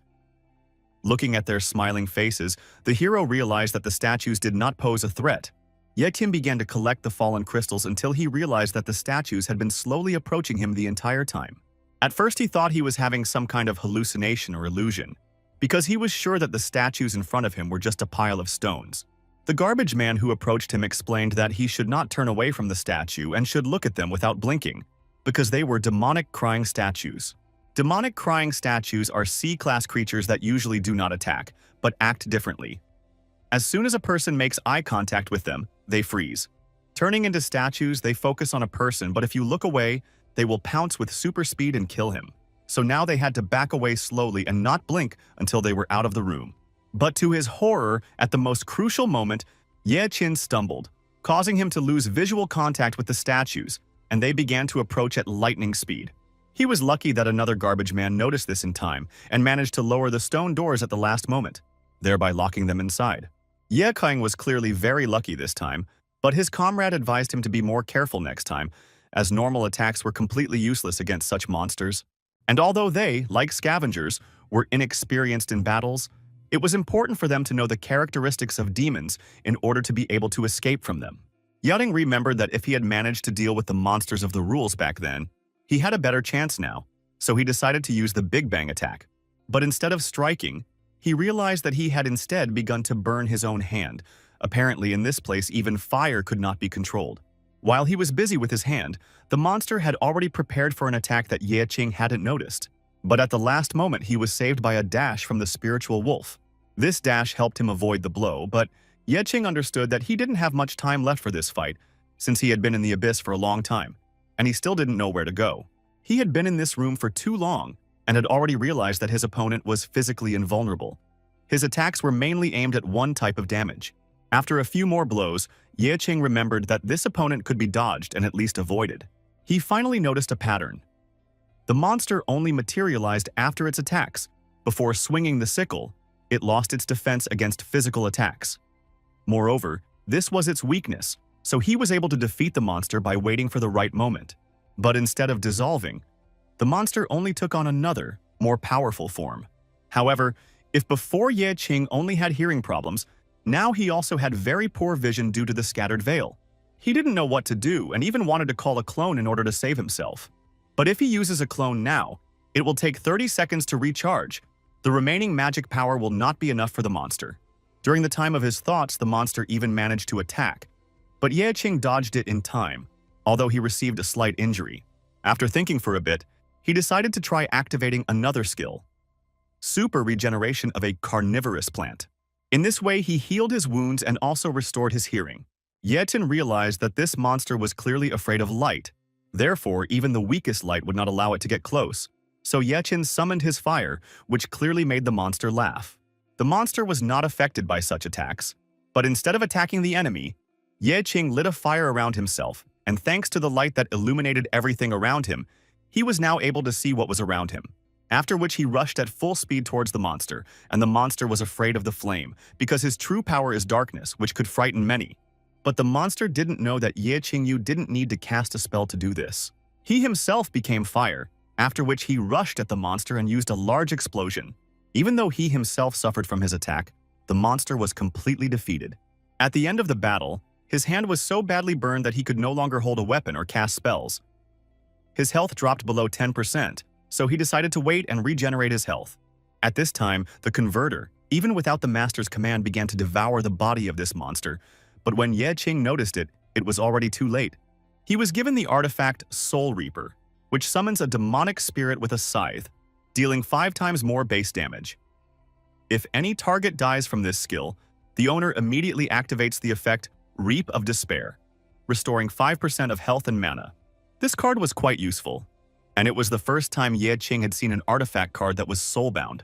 Soul Scythe seems to be able to convert kills into health and mana points. If used in a battle with a large number of enemies, they will not have a chance. However, if the enemy is not immediately defeated, he will receive the same amount of damage in return or even die, so this card must be used wisely. Just at this point, when he had studied everything, the passage was unblocked. So the hero went on to the next test. At that moment, Zhao Ju woke up in a room where the monster was gutting the rest of the people. She knew it was her turn next, so she took the bottle and threw it into the far corner to distract the monster, and he went towards the noise. Everything worked out as she planned, but at the moment when she was supposed to get out and quietly leave, she fell loudly and hit her head hard. The monster didn't seem to notice this, so she wanted to grab her stuffed animal to leave, but it was too late. The monster approached her and opened its mouth as a threat. At the moment when it seemed that the girl could no longer be saved, an unknown hunter crept up from behind and cut off the monster's hand. It was a warrior with a 2-handed sword named Wu Ming, and after saving the girl, the man was about to leave indifferently. But the girl grabbed his leg and asked him to help her get out of there. The man was not against taking the girl with him, and he promised that he would accompany her if she was near him, but he would not protect her. But he did not even know that she could not walk. 7 years ago, after the Abyss incident, the doctor told Ye Qingyu that his sister's spinal nerves were severely damaged. Because of this, Xiaoju would never be able to walk like before again, and it would be a miracle if she regained the feeling in even her upper body. Ye Qing couldn't accept the fact that his sister would never be able to walk, but the doctor knew that theoretically, even with such an injury, she might have a chance. The doctor explained that he could not say anything for sure, since science was no longer useful here, but he knew of a case where blind people regained their sight in the Abyss. After all, the Abyss can cure diseases that are incurable in reality. This mysterious power does not correspond to known scientific theories. But if Xiaoju's disability was caused by the monster from the Abyss, then the cure can happen there. Little Ye Qin realized that if there is a cure for this disease in the abyss, then he can cure his sister by going there. But the doctor warned that only those who change professions can enter the abyss. And if he doesn't go there now, he will definitely die. So the doctor suggested that the boy think about something more real. Now she had to stay in the hospital, but she would need at least 8,000 won a day for that. Ye Qin thanked the doctor and promised that he would definitely find the money. The nurse who came up understood who the doctor was talking about earlier.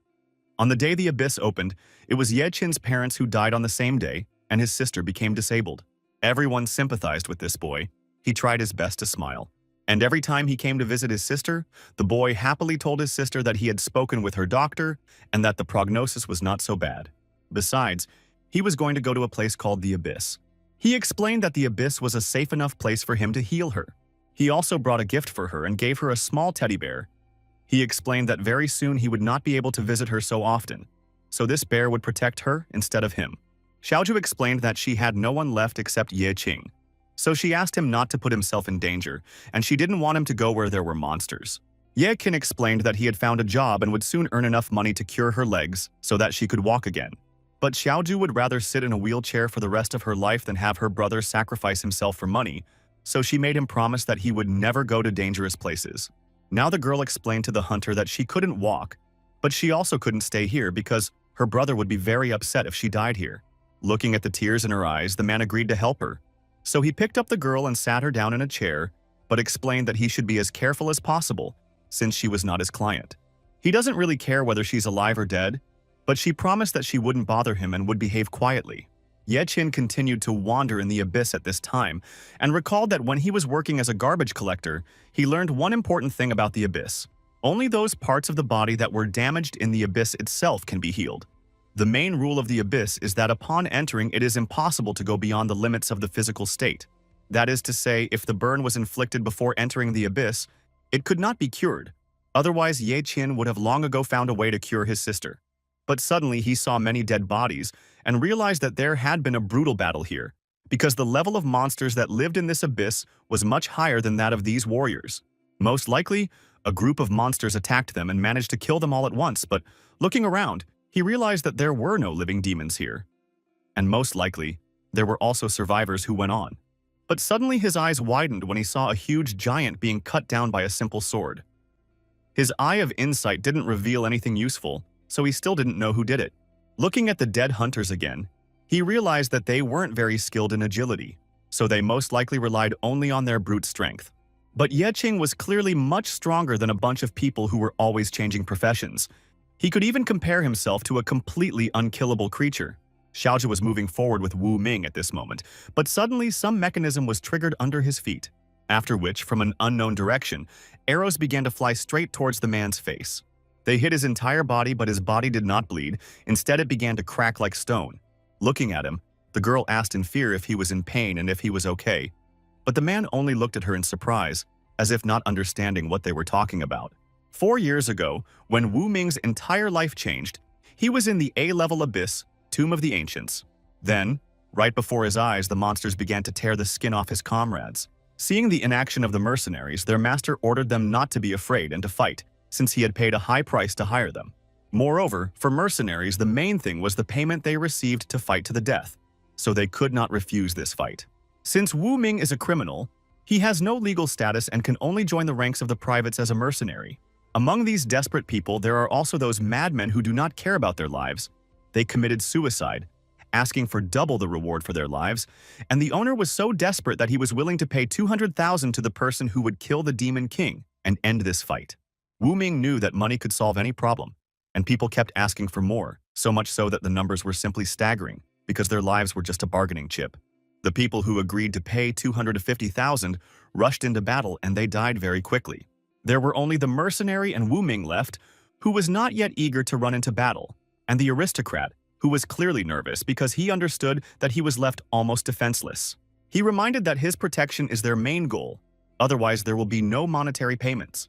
In response to this, Wu Ming rushed to protect him, and at that moment, he was finally able to defeat the Demon King, and naturally, he was badly injured.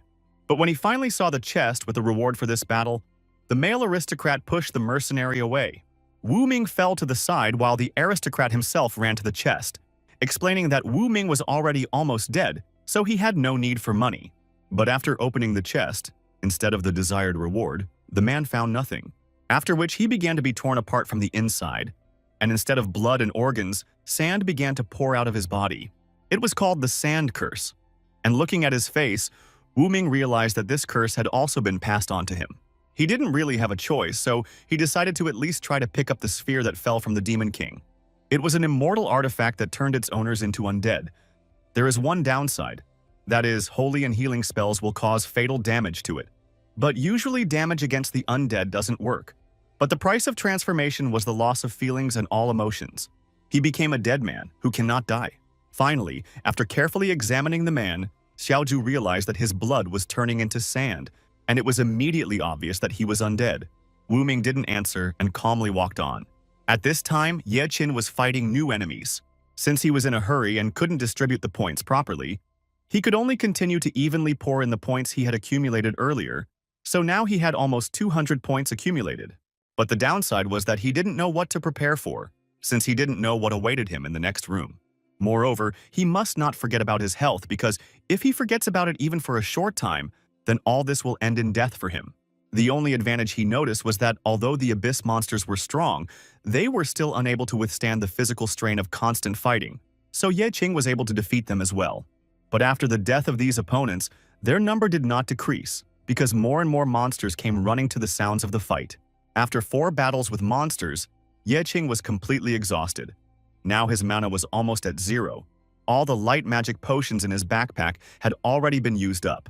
Only the large bottles found in the abyss remained, but he decided to save them for the critical moment. So he began to fight with purely physical attacks against these creatures. He found the moment to use the Soul Reaper sickle. Of course, it wasn't the best weapon due to its side effects, but it had the ability to trigger the effect of restoring his health and mana. In the end, he guessed right, because while the Little Reaper was destroying all the monsters, killing them left and right, he received a special effect from the artifact and began to restore his strength. This was quite a useful skill, as it allowed him to save potions and reduce the frequency of using super regeneration, and his health rose to over 100%. But by chance, he noticed a pair of glasses under his feet, which he accidentally stepped on. Although Ye Qing was surprised by their presence here, he was still about to leave, until a man fell out of the barrel and asked him to save him. When Ye Qing gave him his hand and the man climbed out of the barrel, he introduced himself as a doctor. The monsters that Ye Qin had just killed suddenly appeared in his room, and he was so scared of these monsters that he ran into a completely unfamiliar room to hide and stay alive. The doctor did not see any other survivors because this abyss was huge, and few people could survive, not to mention the disabled and bedridden from the hospital. Ye Qin was clearly angry that the doctor was calling his patients so tactlessly, since he was supposed to save people. The doctor explained that he was just a doctor, not a career changer, and he couldn't do anything about the monsters, so he decided to at least save his own life, because if he were strong in battle, he would hardly have hidden in a barrel. But he realized that this guy probably came to save him, and if that was the case, then he should stop acting so arrogantly, and just get him out of here. One way or another, Lionheart will surely promise him an amazing reward for his life. Upon hearing the name of this guild, Ye Qin immediately realized that it was clearly related to Caesar, because after he defeated the hunter, Zhou Gong noticed that the guy dropped some kind of token. This was the emblem of the Lionheart hunting party. It was a clan of the strongest, and the bar of these powerful hunters was also quite high. After realizing which group this doctor belonged to, Ye Qin decided to simply leave to continue searching for his sister. The doctor was clearly panicking and didn't understand why Ye Qin was saving the local patients, since they were all poor people and he clearly wouldn't get any rewards for it. Ye Qin calmly explained that he was here to find his sister. The man realized with fear that this guy was not a monster hunter at all. Ye Qin calmly explained that it was true. He was not a hunter. He was a scavenger who recycled trash instead of piling it up, after which he calmly walked to the next passage into the next room. The doctor tried to explain that this place was a labyrinth, and if the guy went further, he would definitely get lost. But the doctor was ready to show him the way so that they could go together and find his sister, and in exchange, Ye Qin would lead him out of here. But Ye Qin didn't answer, so the doctor just decided to go with him, believing that this guy was his only chance of salvation. After crossing to the other side, the doctor began to question the guy even more about what guild he was in. He was very surprised when he found out that the guy was not in any guild, because anyone with even a little bit of strength would be accepted into the hunting parties. He even offered to recommend Ye Qing to the best guild in exchange for his help. Ye Qing was clearly tired of this talk, so he said that his sister's name was Xiaozhu. If this man knew her, then he just had to show her where she was. The doctor clearly became nervous when he heard his patient's name. Xiaozhu was in the experimental group along with another girl. They were both minors, and in the opinion of others, their families did not care what happened to them.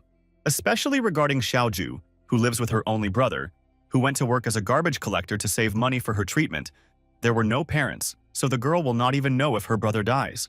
The second girl was Lin Shuyan, whose family went bankrupt after her father was released from prison, and they had to borrow more money to survive. The doctors were clearly interested in these two candidates, but they did not know how to convince the families of these two girls or the girls themselves to agree to their adventure. It seemed to the man that this would be very easy to do, because they probably considered themselves burdens from which the family wanted to be freed, especially considering Lin Shuyan's situation, whose father had no job. It was very difficult to support her, and although it was unpleasant to say, this girl's father had recently begun to visit her much less often because the sick child had become a burden for him. And as for Xiaozhu, it was all even simpler. During a personal meeting, the man explained to the girl that her brother was risking his life every day to pay for her daily treatment, so he offered to lighten the load for her brother. He offered the two of them a new treatment that would help them stop being a burden to their families and help them start changing things in their lives, and asked if they wanted to try it. In the end, they both agreed, and the men gave them a contract that they had to sign. Of course, it was easy to deceive two naive girls, because they both understood that without the possibility of being cured of them, there was no use in this life. The doctor knew that the results of their current research could help people gain strength and power, which would be of great benefit to society. Finally, they prepared to begin experimental treatment and testing their drugs, after which they began to inject it into the blood. But instead, they saw a rather bad effect. A reaction began in the subject's body. The organism rejected the cells of the abyss, and no energy fluctuations were detected. In the end, the injection of abyssal cells failed, and the body completely decomposed, turning into monster mincemeat. The doctor was only slightly worried about this because it was just an experimental body and nothing terrible happened, since they had new bodies. His assistant reported that there was a commotion outside. At this moment, a man, Lin Shuyan's father, burst into the clinic, not understanding where these people had taken his daughter, and the doctor ordered that the girl's father be brought to him. At this point, they were already bending my father over to take him out of the hospital, but the workers were ordered to retreat to take my father to the doctor. The man explained to him that his daughter was inside the laboratory and that he would now bring him to her. But when the father realized that his daughter had turned into demon clots, it shocked him. The doctor explained that something had gone wrong during the test, but he promised to compensate for the costs according to their agreement. But that would happen later, since they still needed to remove the body and study it. The man was horrified and began to beat the doctor, demanding that he stop his horrible experiments on ordinary people and demanded that his daughter be returned to him. The doctor argued that rather than live without one limb, it would be better to sacrifice his body and contribute to society. In addition, the death benefit specified in the contract was sufficient to completely pay off all his debts. The doctor believed that he deserved gratitude, not a beating, but the man didn't care. His daughter was still a minor, and he didn't see the point in this money. The man was carried away. He promised that he would send these scumbags to hell, and they would definitely not be happy. After the man was taken away, the experiment was carried out on another girl, but no energy fluctuations were detected. They decided to wait a little longer, in which case the doctor was sure that nothing bad would happen, because this girl's brother was only a 0 level, and besides, just a garbage collector. Now, seeing the hero, the doctor decided to pretend that he had not heard the name of this girl. He pretended that perhaps she was from another department.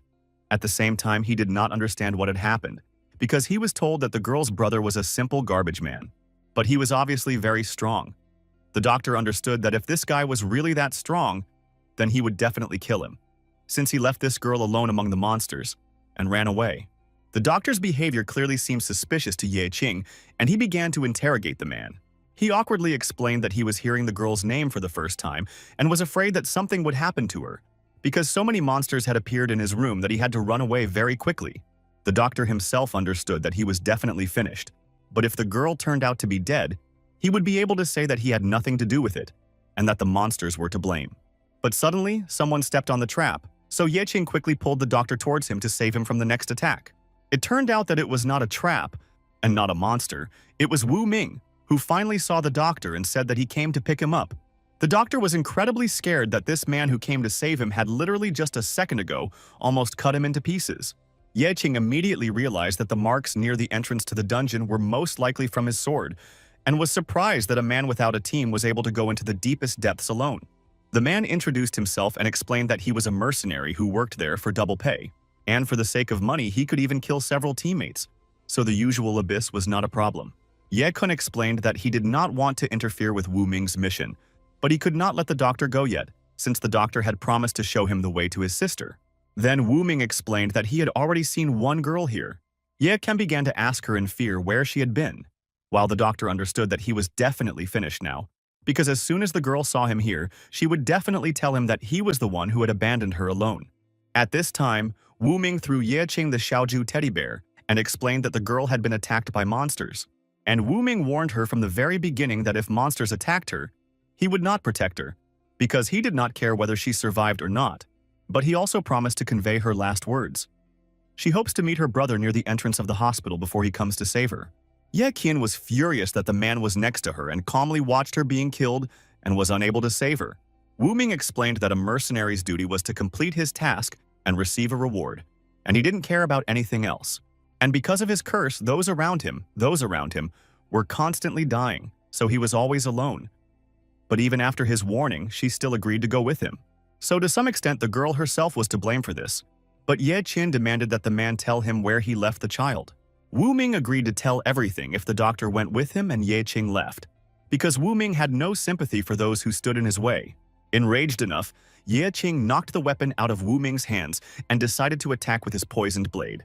But instead, the man used a disarming skill on him and then hit him with his forehead, causing Ye Qing to fly back quite far. Ye Qing was surprised by this sudden attack. He thought that his opponent was mainly only good at sword fighting, but he was also not bad at hand-to-hand combat. Wu Ming explained that during his time as a mercenary, he learned how to act and use his body in combat.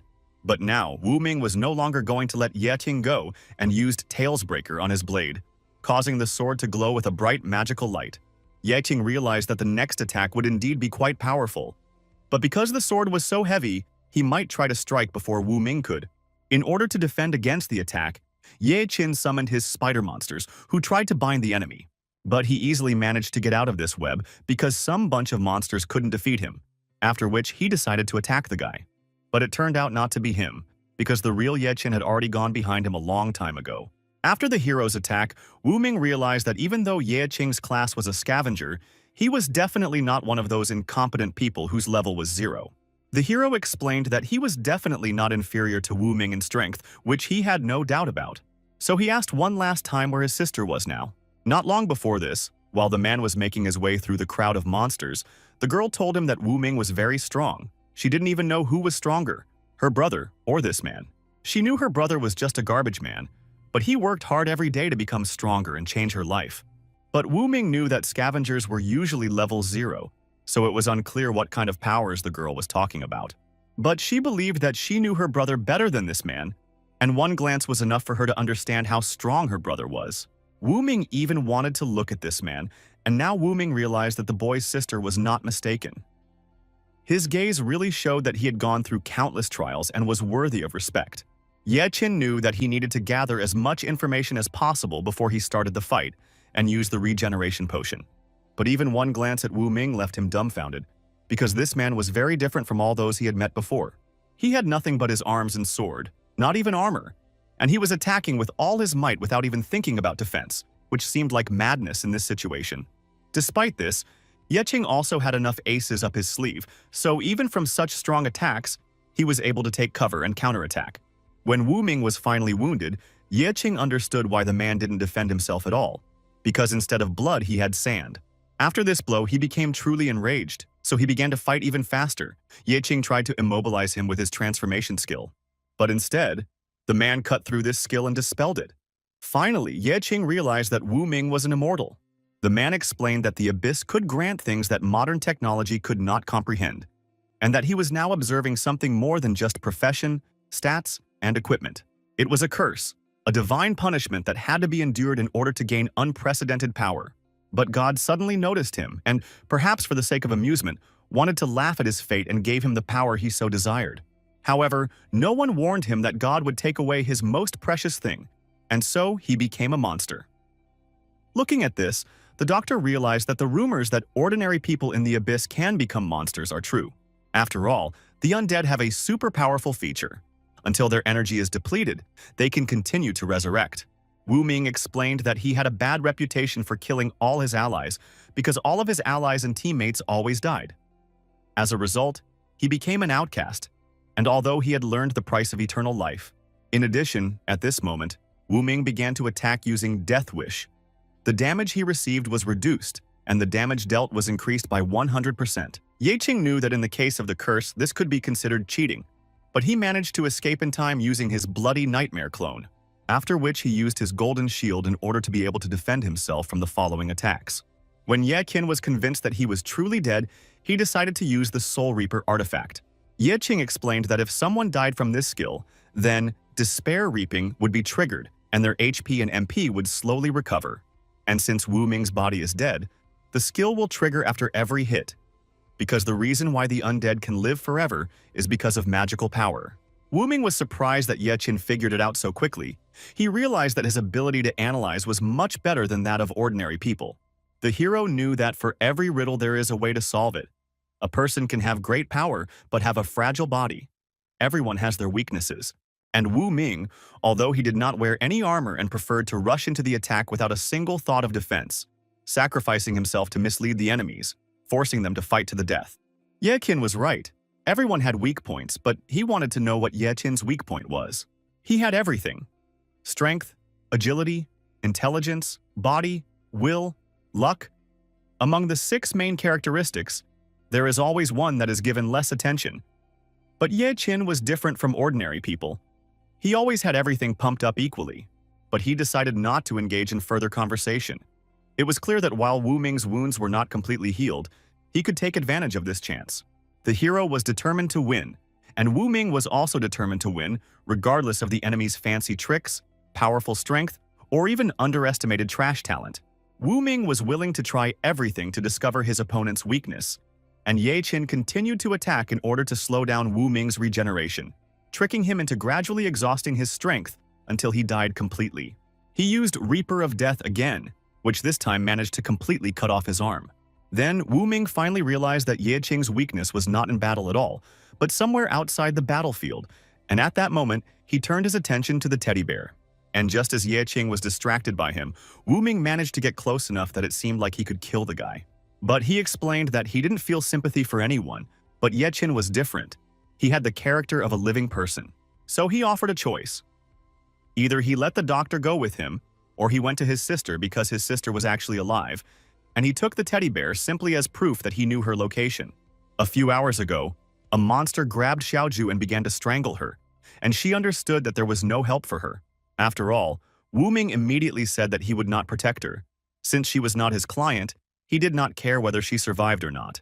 Besides, she remembered her brother, who believed in her and promised that he would definitely do everything to cure her. Then, dying, the girl realized that she did not want to be a burden to her brother, and her body suddenly began to glow with a strange energy. She asked God to bless her to become stronger, and at that moment she was able to awaken herself and discover the profession of a transformer within herself.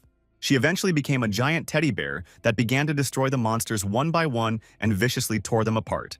When Wu Ming saw her, he remembered something he had once heard: that ordinary people who successfully underwent abyssal cell induction were more likely to awaken their profession. He realized that this girl was most likely one of the victims that the man who opened the abyss had spoken of.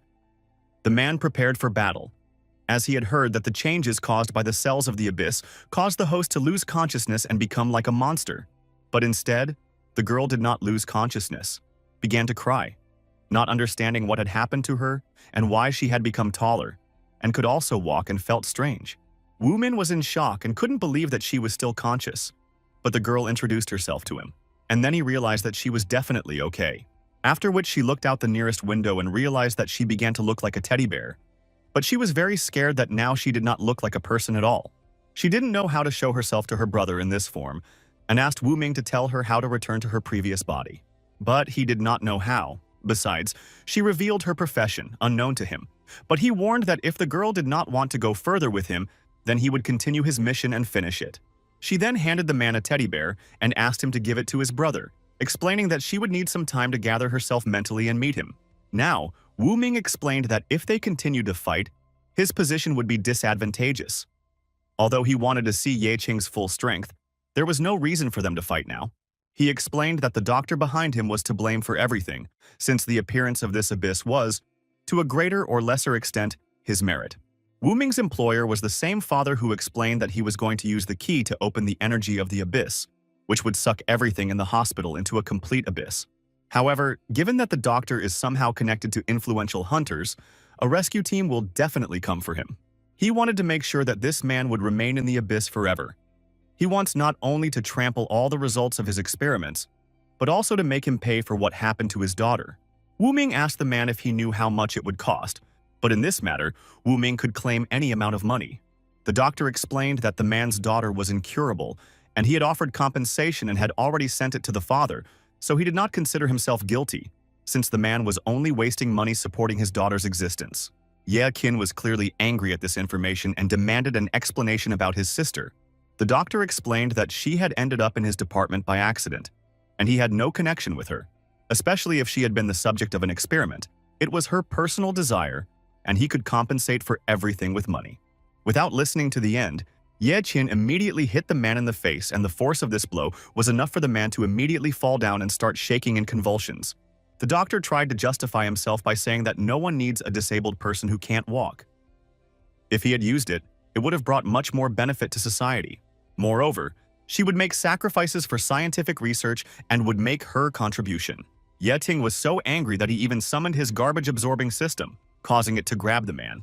After which this huge hand hit the man hard on the ground, and then Ye Qin began to deal with him. Picking up the man, he explained that he was useless trash and would remain so even after death, and then threw the man towards Wu Ming. The hero asked him to deal with him, and Wu Ming happily realized that he and this guy had reached an agreement. After Ye Qing left, Wu Ming calmly reminded him that his duty as a mercenary was to carry out orders, and the girl's father wished for the doctor to die here. The doctor promised that whatever his reward was, he could pay double. But Wu Ming clearly didn't care because he was going to deal with this man here and now. And looking back at the portal where Ye Qing had gone, he knew that next time they would definitely have a grand battle. Ye Qin finally met his sister, who was hiding behind the wall in fear and did not want to show herself to her brother like this. Ye Qin calmly looked at her and apologized for coming to save her so late. The girl was very ashamed that her brother always risked his life for her. Then she apologized for always causing him a lot of trouble. After which, she began to cry and explain that she had turned into a monster and did not know what to do because she had always relied on her brother. But she wanted to become as strong as he was, and she wanted to get out of her wheelchair and stop burdening him. But instead of her legs working, she turned into this creature. The hero consoled his sister by explaining that many creatures that looked like people were much more monsters than Xiaozhu, because even in the body of a monster, she was still just as good and sweet inside.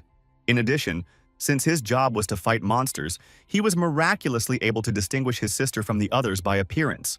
And, looking around, he realized that the girl was able to deal with many monsters and became much stronger. She awkwardly explained that it wasn't her, because at that moment she had only transformed and someone else had dealt with everyone else. At that moment, while they were laughing and having fun, the girl was able to take on her true form.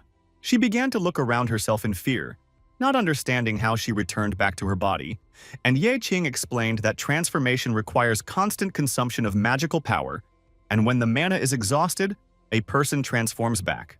After which he congratulated his sister on the fact that she also became very cool and gained her abilities. Suddenly, the girl started asking if Ye Qin had met a strange guy here who wanted to meet him in person and talk about something. Moreover, this man said that Wu Ming would probably be very hard to kill, just like him. The guy smiled awkwardly and explained that even if he met this man, they would hardly have anything to talk about. The next morning, Ye Qing's peaceful sleep was suddenly interrupted by an urgent call from a worried Zhou Guk. In response to her sincere concern, Ye Qin decided to honestly explain his difficult situation. The urgent need to make money quickly forced him to act alone. Zhou Guk urged him to be more careful and prudent, especially considering his young age and responsibility towards his younger sister. After this emotional conversation ended, Ye Qing's attention was drawn to the long-awaited notification of a hefty 2.5 million remittance from Liu Xingren, accompanied by a detailed report of the sale. Ye Qing was relieved that he had trusted Liu Xingran to sell the loot, knowing that her high status automatically gave legitimacy to all transactions. During their recent nighttime meeting, the inquisitive Liu Xingran persistently questioned the guy about the origin of such valuable resources. Despite Ye Qing's attempts to explain the findings as ordinary garbage collection in the abyss, the perceptive girl easily read the omissions in his words, although she did not press him with questions. Ye Qin decided to limit himself to a brief statement that high-level items might attract unwanted attention to his humble person. Liu Xingran was amazed by the boy's extraordinary physical strength, which she accidentally discovered after a playful blow. In response to her undisguised surprise, Ye Qin reluctantly told her about the mysterious tests that had radically changed his physical abilities, which prompted the girl to intriguing thoughts about the nature of his unusual profession. Karina, after analyzing the situation, came to the conclusion that the garbage man profession could have been recently integrated into the system, which explained the lack of the ability to level up in the traditional way. Driven by the desire to help and protect the interests of her unusual friend, she suggested that Ye Qing take the official test for a hunter's license from the World Commission to legalize his activities. Ye Qing, realizing the benefits of gaining official hunter status that would allow him to explore any abyss without hindrance, thought for the first time about the risks of his previous illegal forays. The girl explained in detail that the test to obtain hunter status is relatively simple. All that is required is to demonstrate basic abyssal survival skills and secure the support of a reliable sponsor. To Ye Qin's surprise, she volunteered to be his guarantor, wanting to repay his previous help with kindness. The sudden appearance of Xiao Zhu with a bag of freshly cooked food interrupted the memories. To her brother's amazement, Xiao Zhu showed amazing progress in her recovery. She was able to get up from her wheelchair on her own using a unique technique of concentrating strength in her knees. An excited Xiao Zhu shared that her fear of transforming into a bear again prompted her to experiment with concentrating her power, which unexpectedly resulted in significant improvement. But soon the brother had to leave, leaving his sister alone, because he went to take an exam. Upon arriving at the exam venue, Ye Qin found himself surrounded by many ambitious hunters. Suddenly he heard the voice of an excited friend who could not believe that he had finally decided to get a license. During their conversation, the hero learned that the guy followed his advice and diligently practiced close combat and was already successful. In response, the hero explained that he had come to obtain a license in order to legalize his expeditions. It became obvious that a hero who received the status of a hunter would be able to achieve great progress and could even become one of the best hunters. Suddenly, a man appeared among the hunters who stood out especially because he belonged to the elite caste of those chosen by God. Meeting the owner of the God-chosen profession did not leave much of an impression on Ye Qing, considering his previous acquaintance with Liu Xingren, who also belonged to the prestigious S-class. The self-confident chosen one, not paying attention to anyone, approached the registration desk while the hero was thinking about the professions chosen by God. The man demanded that the certificate be issued immediately, clearly expecting special privileges due to his elite status.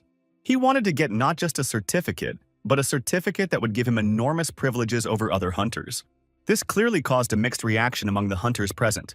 The sudden appearance of the mysterious magician girl instantly attracted the attention of the arrogant chosen one. The man, without wasting any time, began to demonstrate his dubious seduction skills. Annoyed by the inappropriate flirting, the girl demonstrated an impressive mastery of fire magic, throwing the annoying suitor several dozen meters away with a powerful explosion. The enraged hunter, having come to his senses after the humiliating flight and subsequent extinguishing, promised to take cruel revenge on the impudent girl for the public humiliation. Ye Qin, showing his best efforts, tried to resolve the conflict by calling on his angry chosen one to remain calm. But security appeared in time and wanted to take the hero and the hunter away.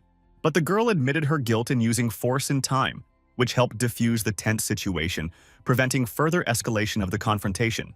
When the girl explained her intention to obtain a support mage certificate, the examiner asked her to demonstrate her level of magical power using a special measuring crystal.